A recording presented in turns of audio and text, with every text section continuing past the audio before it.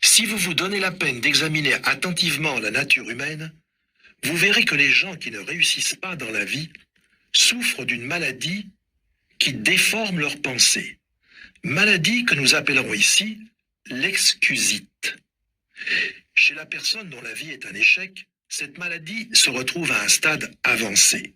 Mais l'homme ordinaire souffre souvent d'une forme bénigne d'excusite.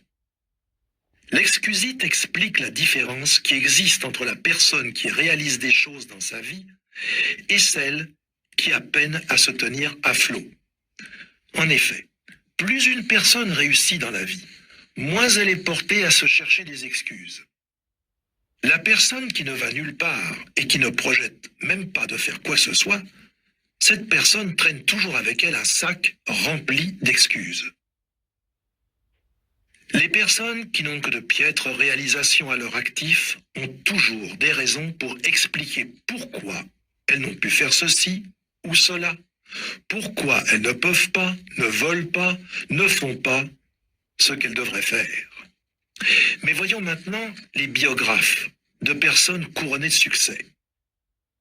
À la lumière de ces écrits, force nous est de conclure que ces personnes auraient facilement pu user des mêmes excuses dont se servent les gens médiocres. Mais tel n'est pas le cas. De fait, il ne m'a jamais été donné de rencontrer ou même d'entendre parler d'un homme d'affaires réputé, d'un officier militaire, d'un vendeur, d'un professionnel, ou même d'un leader dans quelque domaine que ce soit, qui fût capable de se trouver une ou plusieurs excuses pour se disculper de sa tâche à accomplir. Roosevelt aurait pu se servir de l'excuse qu'il ne pouvait pas marcher pour ne rien accomplir. Il aurait très bien pu se dire « Comment pourrais-je être président des États-Unis alors que je ne peux même pas marcher ?»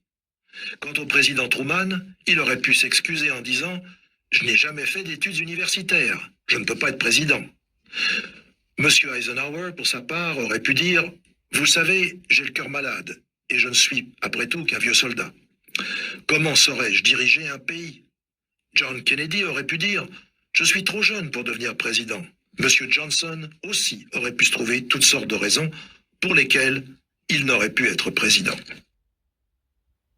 Ce qu'il importe de retenir de tout cela, c'est que ces hommes ne se sont jamais demandé pourquoi ils ne pouvaient pas réussir. Ils décidèrent plutôt de se concentrer sur les raisons pour lesquelles ils pouvaient réussir. Sachez que l'excusite s'aggrave si elle n'est pas soignée. La victime de cette maladie mentale entretient des pensées dont le processus se déroule comme suit. Elle se dit d'abord « Je ne réussis pas aussi bien que je le devrais. Quelle excuse pourrais-je bien invoquer afin de sauver la face? Voyons voir.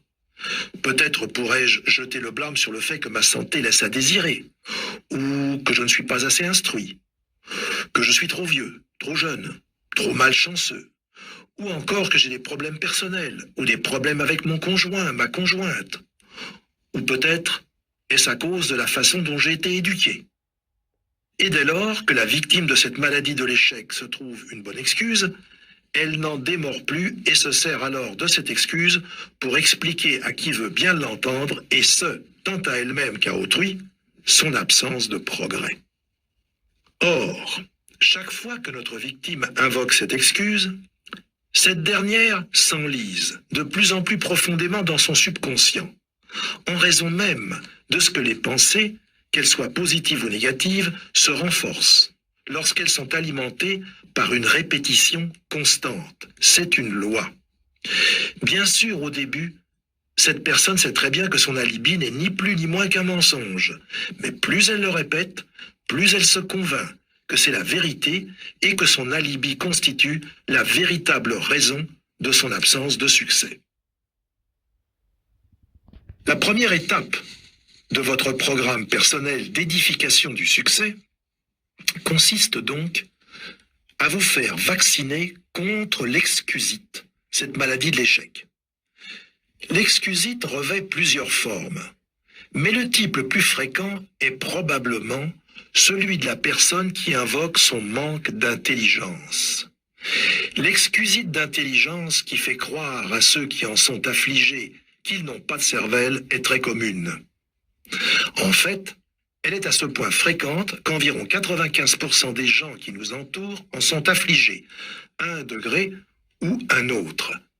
Et contrairement à la plupart des autres types d'excusite, cette forme particulière de la maladie fait souffrir ses victimes en silence. En effet, rares sont ceux qui oseront admettre